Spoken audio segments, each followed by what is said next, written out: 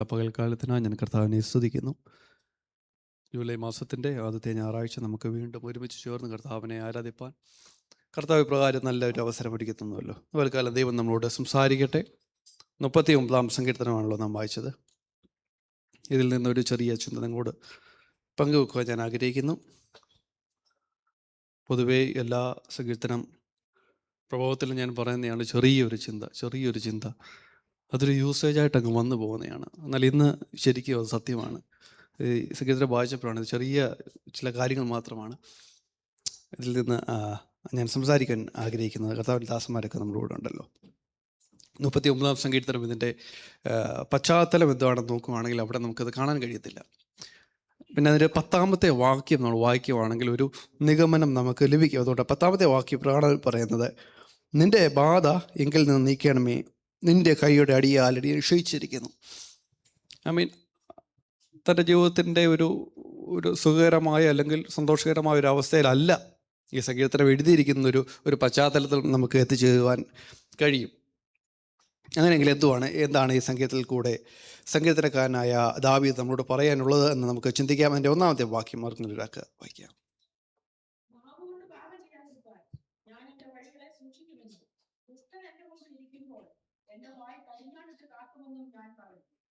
ആമേൻ. നാവ് കൊണ്ട് പാപം ചെയ്യാതിരിപ്പാൻ ഞാൻ എൻ്റെ വഴികളെ സൂക്ഷിക്കും. നല്ലൊരു തീരുമാനത്തോടു കൂടെയാണ് ഈ സങ്കീർത്തനം ആരംഭിക്കുന്നത്. നാവ് കൊണ്ട് പാപം ചെയ്യാതെ ഇരിപ്പാൻ, അല്ലെങ്കിൽ എൻ്റെ വാക്കുകൊണ്ട് പാപം ചെയ്യാതെ ഇരിക്കുക. പുതിയ നിയമത്തിൽ നമുക്കറിയാം, യാക്കോബിൻ്റെ ലേഖനത്തിൽ പറയുന്നുണ്ട്, നാവ് ചെറിയൊരു അവയവമെങ്കിലും വലിയ കാട് കത്തിക്കുന്നു. നല്ല മനോഹരമായ നല്ലൊരു ദിവസം, അല്ലെങ്കിൽ വളരെ പ്രസന്നമായ നല്ലൊരു ദിവസമൊക്കെ ആഗ്രഹിച്ച് എണ്ണിച്ച് വരുമ്പോൾ ഒരു വാക്ക് മതി ആ ദിവസം മുഴുവൻ തീരും. ഇവിടെ ദാവീദ് പറയുകയാണ്, നാവ് കൊണ്ട് പാപം ചെയ്യാതിരിക്കും. പലപ്പോഴും നമ്മൾ ചിന്തിക്കും, നാവ് കൊണ്ട് അല്ലെങ്കിൽ വാക്കുകൾ കൊണ്ടുള്ള പാപം എന്ന് പറയുമ്പോൾ കള്ളം പറയുക, പിന്നെ എന്തൊക്കെയാ അല്ലെ, മോശമായ വാക്കുകൾ ഉപയോഗിക്കുക. എന്നാൽ കുറച്ചുകൂടെ ആഴത്തിൽ നാം ചിന്തിച്ചാൽ അങ്ങനെയല്ല. ഒരു വ്യക്തിയെ നമുക്ക് നല്ല വാക്കുകൊണ്ടും മുറിവേൽപ്പിക്കാൻ കഴിയും. ഉദാഹരണത്തിന് ഒരു വ്യക്തിയോട് പറയുകയാണ്, എനിക്ക് നല്ല തലവേദന എടുക്കുന്നു പറഞ്ഞു കഴിഞ്ഞാൽ പറയുകയാണ്, ഇതൊക്കെയാണോ തലവേദന, എനിക്ക് കഴിഞ്ഞ കൊല്ലം വന്നൊരു തലവേദന, അതാണ് തലവേദന എന്ന് പറഞ്ഞു കഴിഞ്ഞാൽ ആ വ്യക്തിയുടെ വേദന നമ്മൾ കളയുക അതിനെ.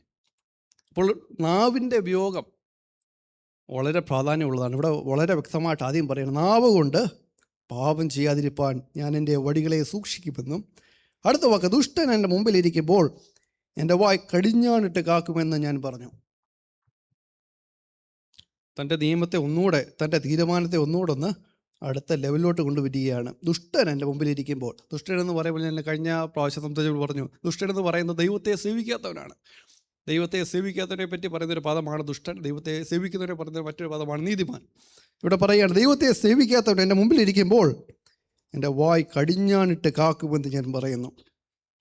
അടുത്ത വാക്യത്തിലൂടെ പറയുമ്പോൾ, ഞാൻ ഉരിയാടാതെ ഊമനായിരുന്നു. ഓരോ വാക്യം വായിക്കുമ്പോൾ താൻ എടുത്ത തീരുമാനത്തിൻ്റെ കാഠിന്യം അങ്ങ് കൂടിക്കൂടി വരികയാണ്. ആദ്യത്തെ വാക്യം വളരെ സ്റ്റാൻഡേർഡ് ഒരു വാക്യമാണ്, ഞാൻ എൻ്റെ നാവിനെ സൂക്ഷിക്കും. അടുത്ത വാക്യത്തിൽ പറയുന്നു, എൻ്റെ വായ് കടിഞ്ഞാണിട്ട് ഞാൻ കാക്കും. പിന്നെ പറയുന്നു, ഞാൻ ഉരിയാടാതെ ഊമനായിരുന്നു. നോക്കുമ്പോൾ ഒരു എക്സ്ട്രീം മെഷേഴ്സിലോട്ട് പോവുകയാണ്. ഇത് വായിക്കുമ്പോഴാണ് നമുക്കറിയുന്നത്, ശരിക്കും താൻ ഈ തീരുമാനമൊക്കെ എടുത്ത് എന്തിൻ്റെ പുറകിലാണെന്നറിയാമോ? അതിൻ്റെ അടുത്ത വാക്യത്തിൽ പറയുന്നുണ്ട്, എൻ്റെ നന്മയെ ഗണ്യമാക്കാതെ മൗനമായിരുന്നു, എൻ്റെ സങ്കടം പൊങ്ങി വന്നു. ആമേൻ. തൻ്റെ ജീവിതത്തിൽ എവിടെയോ എന്തൊക്കെയോ ഒരു സങ്കടകരമായ ഒരവസ്ഥ, ഒരു ഇൻസിഡൻ്റ് ഉണ്ടായി. നമ്മുടെയൊക്കെ ജീവിതത്തിൽ വരും. ആമേൻ. അതിൻ്റെ മധ്യത്തിൽ നമ്മൾ എങ്ങനെ അതിനെ പ്രതികരിക്കും, എങ്ങനെ അതിനെയോട്ടൊന്ന് കോപ്പി ചെയ്യും? ഇവിടെ ദാവീദിൻ്റെ ജീവിതത്തിൽ ഈ ഒരു സങ്കടകരമായ ഒരു കാര്യം വന്നപ്പോൾ താൻ എടുത്തൊരു തീരുമാനമാണ്, ഇനി ഞാൻ വാ തുറക്കുന്നില്ല, ഞാൻ മിണ്ടുന്നില്ല. പലപ്പോഴും നമ്മളൊക്കെ എടുക്കുന്നൊരു തീരുമാനം അത്. എന്തെങ്കിലും ഒരു പ്രശ്നം ഉണ്ടായിക്കഴിഞ്ഞാൽ ഞാൻ മിണ്ടുന്നില്ല. ഞാൻ അങ്ങോട്ട് മിണ്ടിയല്ല കുഴപ്പം, ഞാൻ അങ്ങോട്ടും മിണ്ടുന്നില്ല, ഇങ്ങോട്ടും മിണ്ടണ്ട. എനിക്കറിയാവുന്നൊരു ഫാമിലി ഉണ്ട്, വളരെ ചർച്ചിൽ ആക്റ്റീവായിരുന്നൊരു ഫാമിലി. അപ്പോൾ ആ ഫാമിലിക്ക് ഇതുപോലൊരു പ്രശ്നമുണ്ട്. എന്തോ ഒരു ചെറിയൊരു കാര്യം. പിറ്റേ ആഴ്ച മുതൽ അവരൊരു തീരുമാനം എടുത്തു. ഇനി മുതൽ ഞങ്ങൾ ദൈവം മാത്രം. ആത്മീയമായൊരു നിലപാടൊന്നും അല്ലത്. പണക്കത്തിൽ അല്ലെങ്കിൽ ആ ഒരു വേദനയുടെ മധ്യത്തിൽ എടുക്കുന്ന ചില എക്സ്ട്രീം മെഷേഴ്സാണ്. വേറെ ആരോട്ടും മിണ്ടുന്നില്ല. കറക്റ്റ് സഭാരാധന തുടങ്ങുമ്പോൾ വരും, തീരുമ്പോൾ പോകും. എന്തുകൊണ്ടാണ് അങ്ങനത്തെ തീരുമാനം എടുക്കുന്നത്? എവിടെയോ ചില സങ്കടം കിടപ്പുണ്ട്. അതിനെ പരിഹരിക്കാതെ നമ്മൾ അതിൻ്റെ മുകളിൽ ചില കടുത്ത നടപടികൾ എടുക്കുമ്പോഴാണ് ഇപ്രകാരമുള്ള തീരുമാനങ്ങൾ കടന്നു വരുന്നത്. ഞാൻ ഇപ്രകാരം ഒരു കഥ കേട്ടിട്ടുണ്ട്. ഒരു 2 അയൽക്കാർ, ഇവരുടെ ജീവിതത്തിൽ 2 കച്ചവടക്കാരാണ് ഇവർ. ചില സാമ്പത്തികമായ വലിയ ഞെരുക്കമൊക്കെ കടന്നു വന്നു. അവർക്ക് കുടുംബത്തെയൊക്കെ പോറ്റാൻ വലിയ പാട്. അപ്പോൾ ഇവർ വിചാരിച്ചു നമുക്ക് രാജാവിനെ പോയി ഒന്ന് കാണാം. രാജാവിൻ്റെ കയ്യിൽ നിന്ന് കുറച്ച് പൈസ കിട്ടുവാണെങ്കിൽ നമുക്ക് കുടുംബത്തെ മുന്നോട്ട് പോകാം. പിന്നീട് നമ്മുടെ കച്ചവടമൊക്കെ ശരിയാകുന്ന ഉടനെ നമുക്ക് ഈ പൈസ തിരിച്ചു കൊടുക്കാം. അങ്ങനെ ഇവർ 2 പോയി രാജാവിനോട് പോയി പറഞ്ഞു, ഞങ്ങൾ കച്ചവടക്കാരാണ്, ഞങ്ങൾക്ക് കുറച്ച് സാമ്പത്തിക ബുദ്ധിമുട്ടുകളാണ്, ഞങ്ങൾക്ക് എന്തെങ്കിലും ഒരു സഹായം തരണം. സഹായം കിട്ടിക്കഴിഞ്ഞാൽ ഞങ്ങളുടെ കടഭാരമൊക്കെ അല്ലെങ്കിൽ ഞങ്ങളുടെ പ്രയാസമൊക്കെ മാറിക്കഴിയുമ്പോൾ ഞങ്ങളത് തിരിച്ചു തന്നോളാം. അപ്പോൾ രാജാവ് ഇത് കേട്ടപ്പം രാജാവിൻ്റെ മനസ്സിൽ തോന്നി, വെറുതെ കുറച്ച് കാശ് കൊടുക്കുന്നതിനേക്കാളും നല്ലതാണ്, രാജാവിൽ ഒരുപാട് ലാൻഡുണ്ട്, ഇവർക്ക് കുറച്ച് ലാൻഡ് കൊടുക്കുന്നു, ഇവർക്ക് കുറച്ച് ധാന്യങ്ങളും പച്ചക്കറിയും വിത്തൊക്കെ കൊടുക്കുക, ഇവർ കൃഷി ചെയ്തിട്ട് അതിൽ നിന്ന് ആദായം കൊടുക്കട്ടെ. അപ്പോൾ അതിൽ നിന്ന് ചെറിയൊരു അംശം തിരിച്ച് രാജാവിൻ്റെ ട്രഷറികളും കൊണ്ട് അടയ്ക്കാൻ പറഞ്ഞു. അപ്പോൾ അതാകുമ്പം അവർക്കൊരു അധ്വാനവും ആവും, രാജാവിന് സ്ഥലത്തിനൊന്നും പഞ്ഞമില്ലല്ലോ. അപ്പോൾ ഇവർ 2 പേരും കേട്ടപ്പം ഇത് കൊള്ളാൻ നല്ലൊരു ആശയം. വലിയ ഭൂമി, ആവശ്യമായ കൃഷിക്ക് വേണ്ടതായ ധാന്യങ്ങളും വിത്തുകളും എല്ലാം കിട്ടും. പക്ഷേ ഒരു കുഴപ്പം, ഇവർക്ക് 2 പേർക്കും കൃഷി അറിയത്തില്ല. എങ്കിലും ഇത്രയും വലിയൊരു ഓഫർ കിട്ടിയപ്പോൾ, ഇത്രയും വലിയൊരു കാര്യം ഫ്രീ ആയിട്ട് കിട്ടിയപ്പോൾ ഇവർ അങ്ങേറ്റെടുത്തു. ഇവർക്ക് വേണ്ടതായ സാധനങ്ങൾ കിട്ടി. കൃഷി അറിയത്തില്ലെങ്കിൽ ഇവരങ്ങ് കാലെടുത്ത് വെച്ചു. ഇവർക്ക് വേണ്ടതായ ആദായമൊന്നും ഇതിൽ നിന്ന് ഉണ്ടാക്കാൻ കഴിഞ്ഞില്ല. ഇവരുടെ കൃഷിയും വിത്തും എല്ലാം നഷ്ടത്തിലായി. അപ്പോൾ ഇവർക്ക് രാജാവ് വെച്ചൊരു ക്ലോസ് ഉണ്ട്, നിങ്ങൾക്ക് കിട്ടുന്ന ആദായത്തിൽ നിന്ന് ഒരു ഭാഗം കൊണ്ട് കൊട്ടാരത്തിൽ കൊണ്ടുവരണം. അപ്പോൾ ഇത് തിരിച്ച് കൊട്ടാരത്തിൽ കൊണ്ടുവരുന്ന സമയമായപ്പോൾ അവർ പറഞ്ഞു, നമുക്ക് രാജാവിനെ പോയി കണ്ട് കാര്യം പറയാം, എല്ലാം നഷ്ടത്തിലാണ്, നമ്മുടെ കടഭാരം മാറിയുമില്ല, നമ്മുടെ ബുദ്ധിമുട്ട് മാറിയുമില്ല, അതിനെക്കാട്ടും ഇരട്ടി കഷ്ടത്തിലാണ്. രാജാവിനോട് പോയി കാര്യം അവതരിപ്പിക്കാമെന്ന് കരുതി ഇവർ 2 പേരും കൊട്ടാരത്തിൽ ചെന്നു. എന്നാൽ രാജാവ് ഇത് കേട്ടപ്പോൾ ഭയങ്കരം താൻ കോപിഷ്ഠനായ കാര്യം മറ്റൊന്നുമല്ല, കൃഷി അറിയാത്ത ഇവരെന്തിനാണ് പിന്നെ നിങ്ങൾ അന്നേ ഒരു വാക്ക് പറഞ്ഞുകൂടായിരുന്നു, കൃഷി അറിയത്തില്ല, നിങ്ങൾ അറിയാത്തൊരു കാര്യത്തിന് നിങ്ങൾ ഇടപെട്ടു, എൻ്റെ ധാന്യവും നഷ്ടപ്പെടുത്തി, എൻ്റെ അല്ലെങ്കിൽ ആ ലാൻഡ് നിങ്ങൾ വെറുതെ കളഞ്ഞു. ഒരു വളരെ കോപിഷ്ഠനായി വളരെ ശക്തമായി ഇവരെ വഴക്ക് പറയാനും ശകാരിക്കാനൊക്കെ തുടങ്ങി. ഈ 2 പേരും ഇതൊക്കെ ഇരുന്ന് കേട്ടു. രാജാവിൽ ഒന്നും പറയാൻ കഴിയത്തില്ല, വളരെ നാണം കിട്ടും. സന്നിധിയിൽ എല്ലാവരും ഇരിക്കുകയാണ്, ഇവരെ അങ്ങ് ശക്തമായി ശാസിച്ചു. ഇവർ വളരെ വിഷമത്തോടെ 2 പേരും കൊട്ടാരത്തിൽ നിന്ന് പുറത്തു പോയി. അപ്പോൾ ഒന്നാമത്തേവന് ഒരു തീരുമാനമെടുത്തു, ഇനി മുതൽ അറിയാത്ത പണിക്ക് ഞാൻ പോകത്തില്ല. എന്നോടൊരു കാര്യങ്ങൾ ഒരു വ്യക്തി പറഞ്ഞു കഴിഞ്ഞാൽ എനിക്കറിയത്തില്ലെങ്കിൽ ഞാൻ പറയും എനിക്കറിയത്തില്ല, അതിനി എന്തുവാണേലും രാജാവാണേലും ആരാണേലും ഞാനിത് പറയും. 2ാമത്തെ വ്യക്തിയും ഇതുപോലെ വളരെ നിന്ദിതനായി വളരെ വിഷമിച്ച് നിൽക്കുകയാണ്. അതേ ഒരു തീരുമാനമെടുത്തു, ഇനി എൻ്റെ ജീവിതത്തിൽ നെല്ലാവട്ടെ അരിയാവട്ടെ പച്ചക്കറി ആവട്ടെ ഒരു സാധനം കൈകൊണ്ട് ഞാൻ തൊടത്തില്ല, എൻ്റെ ജീവിതത്തിൽ ഇത് വേണ്ട. ആമേൻ. വെള്ളം കുടിച്ചും ജീവിക്കാമല്ലോ, ഇനി ഇത്രയും അപമാനിച്ച് അല്ലെങ്കിൽ ഇത്രയും പേരുടെ മുന്നിൽ വെച്ച് അപമാനിക്കാൻ കാര്യം ഇതൊക്കെയല്ല, ഈ സാധനം ഇനി ഞാൻ തൊടത്തില്ല. 1-ാം ദിവസമായി, 2-ാം ദിവസമായപ്പോഴത്തേക്ക് മാനസിക ക്ഷീണത്തിൻ്റെ കൂട്ടത്തിൽ ഇദ്ദേഹം ഇത് കഴിക്കാൻ വേറെ ആഹാരമൊന്നുമില്ല, ഉള്ളതൊന്നും തുറത്തില്ല എന്നുള്ള തീരുമാനമാണ്. വെള്ളം മാത്രം കുടിച്ച് ഇതിൻ്റെ ശാരീരികമായ ക്ഷീണവും മാനസികമായ ക്ഷീണവും കൊണ്ട് ഇദ്ദേഹം തളർന്നു വീഴായിത്തീർന്നു. അപ്പം ഞാൻ പറഞ്ഞതിൻ്റെ കാര്യം, നമ്മൾ ഒരു വിഷമം വരുമ്പോൾ, ഒരു പ്രയാസം വരുമ്പോൾ എങ്ങനെയാണ് അതിനോട് പ്രതികരിക്കുന്നുള്ളത് ശരിക്കും നമുക്ക് ദൈവമക്കൾക്ക് ഒരു അടിസ്ഥാനം ഉണ്ടായിരിക്കണം. ഇവിടെ ദാവീദ് തൻ്റെ ജീവിതത്തിൽ ഒരു പ്രയാസം വന്നപ്പോൾ ആ പ്രയാസത്തിൻ്റെ മധ്യത്തിൽ പല എക്സ്ട്രീം മെഷേഴ്സ് അങ്ങ് എടുക്കുകയാണ്. മിണ്ടുന്നില്ല, അവിടെ വീഴുന്നത്, ദുഷ്ടൻ എൻ്റെ മുമ്പിൽ ഇരിക്കുമ്പോൾ വായ് കടിഞ്ഞാട്ട് കാക്കും, ഞാൻ ഉരിയാടാതെ ഊമനായിരുന്നു, നന്മയെ ഗണ്യമാക്കാതെ മൗനമായിരുന്നു. ആമീൻ. നന്മയെ ഗണ്യമാക്കാതെ, അല്ലെങ്കിൽ നമുക്കൊരു നല്ല വാക്ക് പറയേണ്ട സാഹചര്യത്തിൽ പോലും മിണ്ടുന്നില്ല, മൗനമായിരിക്കുകയാണ്. എൻ്റെ സങ്കടം പൊങ്ങി വന്നു. ആമീൻ. ഇപ്രകാരമുള്ള എക്സ്ട്രീം മെഷേഴ്സൊക്കെ എടുത്തു കഴിയുമ്പോൾ ഇവിടെ എന്തിനാണ് കാണുന്നത്? നമ്മുടെ സങ്കടം അത് ഇരട്ടിക്കുകയാണ്. ഒരു പ്രശ്നം സോൾവ് ചെയ്യപ്പെടുകയല്ല. ചിലർ മിണ്ടാതെ അവസാനം എന്താ സംഭവിക്കുന്നത്? ആ ബന്ധം അവിടെ വെച്ചങ്ങ് മുറിഞ്ഞു പോകുകയാണ്. ഇവിടെ അവിടെ പറയുകയാണ്, എൻ്റെ സങ്കടം പൊങ്ങി വന്നു. ആമേൻ. പ്രിയമുള്ള ദൈവത്തിൻ്റെ നമ്മുടെ ജീവിതത്തിൽ ഞാൻ ആദ്യമേ പറഞ്ഞല്ലോ, സങ്കടം അല്ലെങ്കിൽ പ്രയാസങ്ങൾ അല്ലെങ്കിൽ ഇപ്രകാരമുള്ള സ്വരച്ചേർച്ചകളില്ലാത്തൊരവസ്ഥ ഒരവസ്ഥ നമ്മുടെ ജീവിതത്തിൽ കടന്നു വരത്തില്ല. ഇതിനെപ്പറ്റിയൊക്കെ നമ്മൾ എപ്രകാരം ഇതിനെപ്പറ്റി നേരിടുന്നു അല്ലെങ്കിൽ ഇതിനെ എപ്രകാരം തരണം ചെയ്യാൻ കഴിയും എന്നുള്ള ഒരു ബോധ്യം നമുക്കുണ്ടായിരിക്കണം. ഞാൻ സെമിനാരി പഠിക്കുമ്പോൾ ഞങ്ങൾക്ക് ഈ ഒരു ലാസ്റ്റ് ഇയറിൽ പോകുന്നതിന് മുമ്പ് ഒരു സെഷൻ ഉണ്ടായിരുന്നു. സെഷൻ്റെ അകത്ത് ഇങ്ങനെ നിങ്ങളുടെ സംശയങ്ങൾ, നിങ്ങളുടെ കാര്യങ്ങളൊക്കെ ചോദിക്കാം. അപ്പോൾ അതിൻ്റെ അകത്ത് വളരെ രസകരമായ ചില സിനാരിയോ നമ്മളോട് തന്നിട്ടിരിക്കും. നിങ്ങൾ എങ്ങനെയാണ് പ്രതികരിക്കും? അപ്പം ഇങ്ങനത്തെ ഒരു കാര്യം വരുന്നുണ്ടെന്ന് നമുക്കറിയാം. അപ്പം പല ചിന്തകൾ നമ്മുടെ മനസ്സിൽ സിനാരിയോ ഇവർ തരാൻ ഉദ്ദേശിക്കുന്ന കാര്യങ്ങൾ എന്നതൊക്കെയാണ്. നമുക്കൊരു ചിന്തയുണ്ടല്ലോ, ശുശ്രൂഷയിൽ ഇപ്രകാരത്തിലുള്ള കാര്യങ്ങൾ എന്തൊക്കെയാണ്, അല്ലെങ്കിൽ ഇങ്ങനൊരു ശുശ്രൂഷ വരുമ്പോൾ ഒരു തടസ്സം വരുമ്പോൾ എന്ത് ചെയ്യും. എന്നാൽ അന്ന് പറഞ്ഞിട്ട് സിനിമയൊക്കെ വളരെ രസകരമായിട്ട് തോന്നി. നിങ്ങളെ ശുശ്രൂഷയ്ക്കിടയ്ക്ക് ഒരു വിശ്വാസം വന്ന് നിങ്ങളെ പിടിച്ചടിച്ചാൽ എന്ത് ചെയ്യും, അല്ലെങ്കിൽ ബഹളം വെച്ചാൽ എന്ത് ചെയ്യും. ശരിക്കും അപ്പോഴാണ് അങ്ങനെയൊക്കെ ചിന്തിക്കുന്നത്. ഇങ്ങനെയും സാഹചര്യങ്ങളൊക്കെ നമ്മുടെ ജീവിതത്തിൽ കടന്നു വരാം. ഞാനിത് പറഞ്ഞതിൻ്റെ ഉദ്ദേശം, നമ്മുടെ ജീവിതത്തിൽ പ്രയാസത്തിൻ്റെ സാഹചര്യം എന്തുവാണെങ്കിലും സംഭവിക്കും. അതിൻ്റെ മധ്യത്തിൽ എപ്രകാരമാണ് നാം അതിനെ കൈകാര്യം ചെയ്യുന്നത്. ഇവിടെ ദാവീദ് അവസാനം പറയുകയാണ്, എൻ്റെ ഉള്ളിൽ ഹൃദയത്തിന് ചൂട് പിടിച്ചു, എൻ്റെ ധ്യാനത്തിങ്കൽ തീ കത്തി. ആമേൻ. ദൈവസന്നിധിയിൽ അവസാനം ഈ സങ്കടമൊക്കെ വർദ്ധിച്ചു വന്നപ്പോൾ ദൈവസന്നിധിയിൽ കടന്നു ചെന്നു. ആമേൻ. അവിടെ തൻ്റെ ധ്യാനത്തിന് തീ കത്തി. അവിടെ അപ്പോൾ ഞാൻ നാവെടുത്ത് സംസാരിച്ചു. ദൈവസന്നിധിയിൽ ഇതൊക്കെ ഒരുപാട് കാലം ഒന്നും നമുക്കിങ്ങനെ മാസ്ക് ഇട്ട് ജീവിക്കാൻ കഴിയത്തില്ല. ഒരുപാട് കാലം ഒന്നും നമ്മുടെ വേദന ഉള്ളിൽ ഒതുക്കിപ്പിടിച്ച് നമുക്ക് മുന്നോട്ട് പോകാൻ കഴിയത്തില്ല. എവിടെയെങ്കിലും വെച്ച് ഇത് പൊട്ടിത്തെറിയും. ആമേൻ. ഇവിടെ ദാവീദിൻ്റെ ഉള്ളിൽ പറയാൻ, എൻ്റെ സങ്കടം പൊങ്ങി വന്നു. ആമേൻ. ഞാൻ പല തീരുമാനങ്ങളൊക്കെ എടുത്തു. ഇനി ഞാൻ അങ്ങോട്ട് നോക്കുന്നില്ല, കാണുന്നില്ല, മിണ്ടുന്നില്ല. പക്ഷേ അതൊന്നും ഒരു പരിഹാരമല്ല. എൻ്റെ സങ്കടം പൊങ്ങി വന്നു. അവസാനം എൻ്റെ ഹൃദയത്തിന് ചൂട് പിടിച്ചു, എൻ്റെ ധ്യാനത്തിൽ തീ കത്തി. അപ്പോൾ ഞാൻ നാവെടുത്ത് സംസാരിച്ചു. ദൈവസന്നിധിയിൽ പോയി തൻ്റെ വിഷമങ്ങൾ, തൻ്റെ ഭാരങ്ങൾ അവിടെ ഇറക്കി വെക്കുകയാണ്. അവിടുന്ന് പിന്നെ വായിക്കുമ്പോൾ നമ്മൾ കാണുന്നത് തികച്ചും വ്യത്യസ്തമായ, ആമേൻ, തൻ്റെ മനോഭാവം മുഴുവൻ മാറുകയാണ്.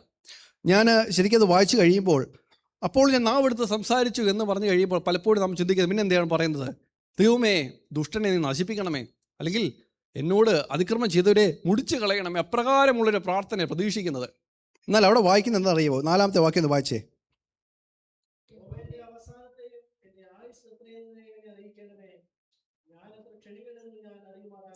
ആമേൻ. ദൈവസന്നിധിയിൽ ചെന്ന് കഴിഞ്ഞപ്പോൾ, ദൈവസന്നിധിയിൽ ആ ഭാരമൊക്കെ ഇറക്കി വെച്ചു കഴിഞ്ഞപ്പോൾ അവിടെ ദാവീദിൻ്റെ മനോഭാവം തന്നെ മാറുകയാണ്, ചിന്താഗതി തന്നെ മാറുകയാണ്.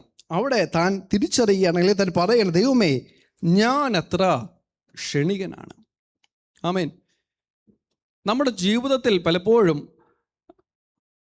നമ്മുടെ ആയുസ്സിൻ്റെ ദൈർഘ്യം, അല്ലെങ്കിൽ നാം എത്ര കാലം മുന്നോട്ടുണ്ടെന്ന് തിരിച്ചറിയുമ്പോൾ നമ്മുടെ പ്രയോറിറ്റികളൊക്കെ മാറും.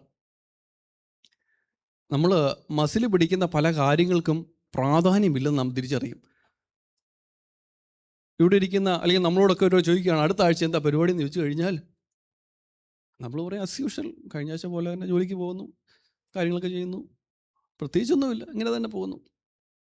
എന്നാൽ ഇതേ നമ്മളോട് പറയുകയാണ്, നിങ്ങൾക്ക് ജീവിതത്തിൽ ഇനി ഒരാഴ്ച കൂടെയുള്ളൂ, 7 days കൂടെ ഉള്ളെന്ന് പറഞ്ഞു കഴിഞ്ഞാൽ നമ്മുടെ പ്രയോറിറ്റീസ് മുഴുവൻ മാറുക. അയ്യോ, എനിക്ക് ആരെയൊക്കെ കാണണം, ആരോടൊക്കെ സംസാരിക്കണം, എനിക്ക് എന്തൊക്കെ ചെയ്യണം, ഒരാഴ്ച കൊണ്ട് എൻ്റെ കുടുംബത്തിന് വേണ്ടി എന്തൊക്കെ ചെയ്യണം. നമ്മുടെ ചിന്താഗതികളും നമ്മുടെ പ്രയോറിറ്റീസ് മുഴുവൻ മാറുകയാണ്. ഇവിടെ ദാവീദ് ദൈവസന്നിധിയിൽ ഇരുന്ന് കഴിഞ്ഞപ്പോഴാണ് താൻ തിരിച്ചറിഞ്ഞത്, എത്ര ക്ഷണികനാണ് ഞാൻ, മനുഷ്യരെത്ര നൈമിഷികമായ ജീവിതത്തിന് ഉടമകളാണ്. അപ്പോഴാണ് ഈ മസിൽ പിടിച്ചിരിക്കുന്നതും അമ്മയിൽ പല ബന്ധങ്ങളിലും എന്നാ പറഞ്ഞേ, നമുക്കൊന്ന് അടുക്കാൻ പറ്റാത്തതും ക്ഷമിക്കാൻ കഴിയാത്തതിൻ്റെയൊക്കെ ഒരു നിരർത്ഥത മനസ്സിലാവുന്നത്. മനുഷ്യരത്ര ക്ഷണികരാണ്. ഇവിടെ പറയുകയാണ്, എൻ്റെ നാളുകളെ 4 വിരൽ നീളമാക്കിയിരിക്കുന്നു, എൻ്റെ ആയുസ് എൻ്റെ മുമ്പാകെ ഏതുമില്ലാത്തതുപോലെ ആയിരിക്കും. ഏത് മനുഷ്യനും ഉറച്ചു നിന്നാലും ഒരു ശാസ്ത്രം അത്രേ. ആമേൻ. ഒരു മനുഷ്യ ജീവിതത്തിൻ്റെ ഒരു നിരർത്ഥത തിരിച്ചറിയുമ്പോഴാണ് പലപ്പോഴും നമ്മൾ ഈ മസിൽ പിടിക്കുന്നതിലൊന്നും വലിയ കാര്യമില്ലെന്ന് തിരിച്ചറിയുന്നത്. ഇവിടെ അടുത്തുള്ള ഈ ജുറാസിക് കോസ്റ്റ് അവിടെയൊക്കെ പോയി കഴിഞ്ഞാൽ അവിടുത്തെ ക്ലിഫിൻ്റെ ഒക്കെ സൈഡിൽ ചിലയിടത്തൊക്കെ ബോർഡൊക്കെ എഴുതി വെച്ചിട്ടുണ്ട്. അവിടെ നമുക്ക് പല ലൈൻസും കാണാം. ഇവിടുത്തെ ജിയോളജിസ്റ്റൊക്കെ പറയുന്നത് ഓരോ ലൈൻസ് ഉണ്ടാകുന്നതിനും ബില്യൺസ് ഓഫ് ഇയേഴ്സിൻ്റെ എറോഷനും അതൊക്കെ സംബന്ധിച്ചുണ്ടാവുന്നതാണ് ആ ക്ലിഫിൽ ഉണ്ടായിരിക്കുന്ന ആ വരകളൊക്കെ.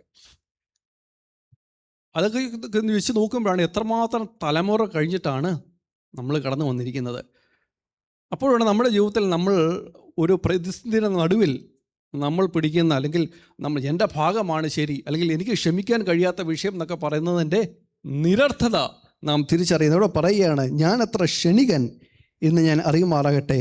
ഇതാ എൻ്റെ നാലുകൾ 4 വിരൽ നീളമായിരിക്കുന്നു. 6-ാമത്തെ വാക്യം, മനുഷ്യരൊക്കെയും വെറും നിഴലായി നടക്കുന്നു, അവർ വ്യർത്ഥമായി പരിശ്രമിക്കുന്നു നിശ്ചയം.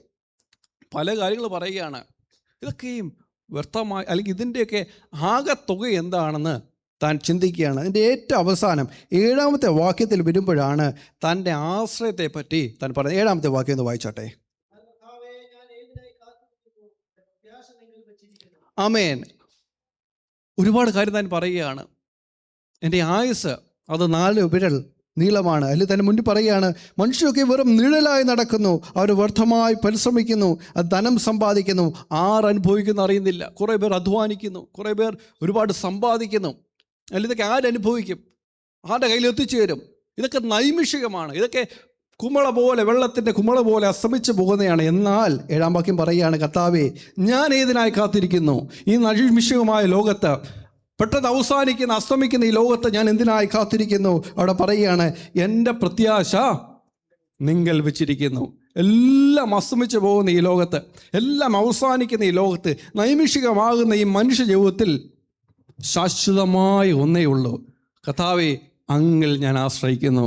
ആമേൻ. ഇന്ന് പാലക്കാലം ജീവിതത്തിൻ്റെ മധ്യത്തിൽ എന്ത് പ്രയാസം കടന്നു വരട്ടെ, എന്ത് വേദന കടന്നു വരട്ടെ, അതിൻ്റെ മധ്യത്തിൽ നമുക്കൊരു ബോധ്യമുണ്ടായിരിക്കണം, നിലനിൽക്കുന്ന ശാശ്വതമായിരിക്കുന്ന നമ്മുടെ കർത്താവിൽ നമ്മുടെ പ്രത്യാശയെങ്കിൽ അത് നിലനിൽക്കും, അത് ശാശ്വതമായിരിക്കും. ഇവിടെ സങ്കീർത്തനക്കാരൻ പറയുകയാണ്, ജീവിതത്തിൻ്റെ നൈമിഷികതയെ പറ്റി പറഞ്ഞിട്ട് പറയുകയാണ്, ആമേൻ, എന്നാൽ എൻ്റെ പ്രത്യാശ നിങ്ങൾ വെച്ചിരിക്കുന്നു. ആമേൻ. എൻ്റെ മാനുഷികമായ അധ്വാനത്തിലല്ല, എൻ്റെ സമ്പാദ്യത്തിലല്ല, ഇതൊക്കെ നൈമിഷികമാണ്. ഇതൊക്കെ ആരനുഭവിക്കുമെന്ന് എനിക്കറിയത്തില്ല. ഒരു 100 വർഷം കഴിയുമ്പോൾ നമ്മൾ കാണുന്ന ലോകമൊന്നുമല്ല പിന്നെ കാണുന്നത്. എന്നാൽ നിലനിൽക്കുന്നത് നാമും ദൈവമായിട്ടുള്ള ബന്ധമാണ്. ആമേൻ. ഇന്ന് പലക്കാലം ആ ഒരു ഉറപ്പ് നമുക്കുണ്ടായിരിക്കണം. പുതിയ നിയമത്തിലേക്ക് കടന്നു വരുമ്പോൾ നമ്മളോട് പറയുന്നുണ്ട്, നമുക്ക് നൽകി തന്നിരിക്കുന്ന ഒരു വിശ്വാസമുണ്ട്. ആമേൻ. ഒരു വാക്യം ഒന്ന് വായിക്കാമോ? യൂദായുടെ ലേഖനം അതിൻ്റെ 3-ാമത്തെ വാക്യം. ഞാൻ വേഗത്തിൽ അവസാനിപ്പിക്കാൻ ആഗ്രഹിക്കുന്നു. യൂദായുടെ ലേഖനം അതിൻ്റെ 3-ാം വാക്യം.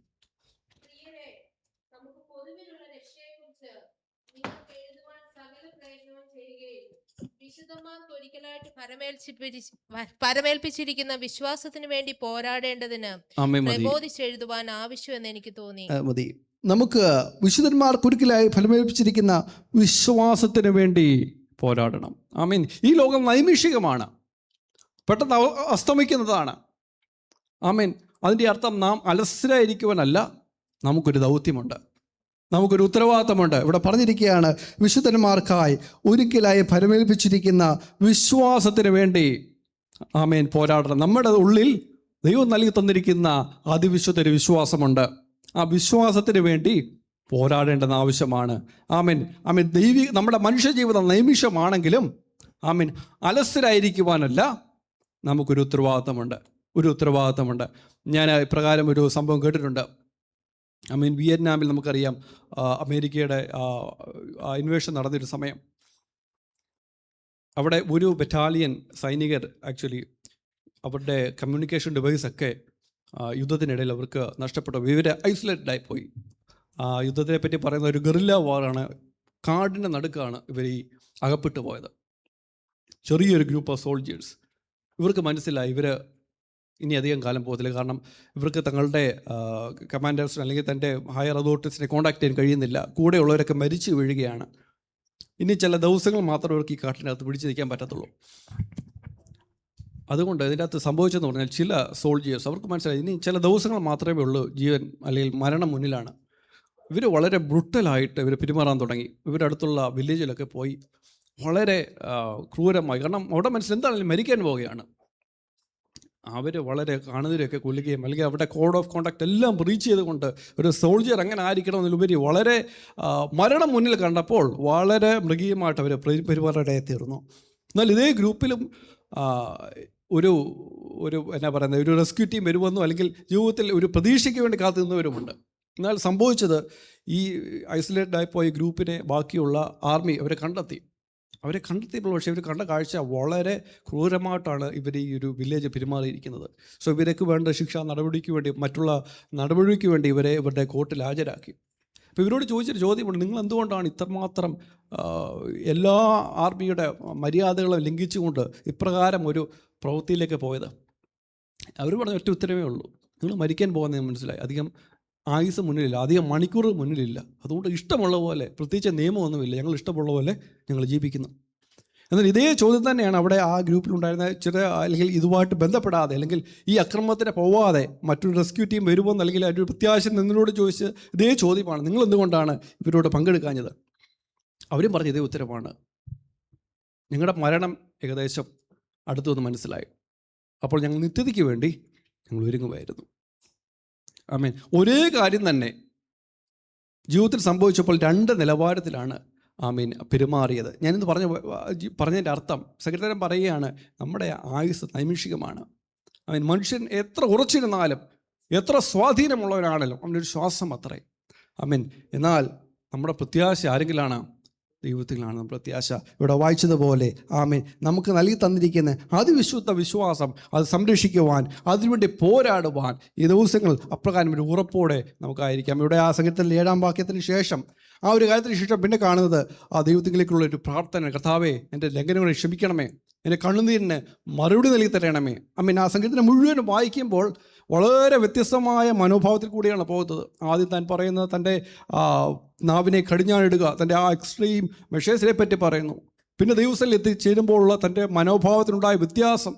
ആമേൻ. കർത്താവേ, ഞാൻ എത്ര ക്ഷണികനാണ്. ഏറ്റവും അവസാനത്തേക്ക് വരുമ്പോൾ, കർത്താവേ, നിൻ്റെ കരം എന്നെ സ്പർശിച്ച ബാധ എന്നിൽ നീക്കണമേ. ആമേൻ. തൻ്റെ ജീവിതത്തിൻ്റെ ഒരു വ്യത്യാസം, ഒരു പൂർണ്ണമായൊരു വ്യത്യാസമാണ് ഈ 39-ാം സങ്കീർത്തനത്തിൽ കാണാൻ കഴിയുന്നത്. ഇന്ന് പലക്കാലം ഇതിൽ നിന്ന് ഞാൻ നിങ്ങളോട് പറയുന്ന ഒറ്റ കാര്യമേ ഉള്ളൂ, നമ്മുടെ ജീവിതത്തിലെ പ്രതിസന്ധിയുടെ നടുവിലും നൈവിഷ്യമായ ജീവിതത്തിൻ്റെ നടുവിലും ദൈവത്തിൽ ആശ്രയിക്കുവാൻ, ആമേൻ, ശാശ്വതമായ ദൈവത്തിൻ്റെ കരത്തിൽ ആശ്രയിപ്പാൻ നമുക്ക് കഴിയുമെങ്കിൽ നിശ്ചയമായി നമ്മുടെ ജീവിതത്തിലെ അവൻ മുന്നോട്ട് കൊണ്ടുപോകാൻ സമർത്ഥനാണ്. എന്ത് പലക്കാലം ഈ ചെറിയ അവനത്താൽ ദൈവം നമ്മളെ ഓരോരുത്തർ അനുഗ്രഹിക്കുന്നത് പറഞ്ഞുകൊണ്ട് എൻ്റെ വാതിൽ നിന്ന് ഞാൻ ഇരുന്നു കൊള്ളുന്നു.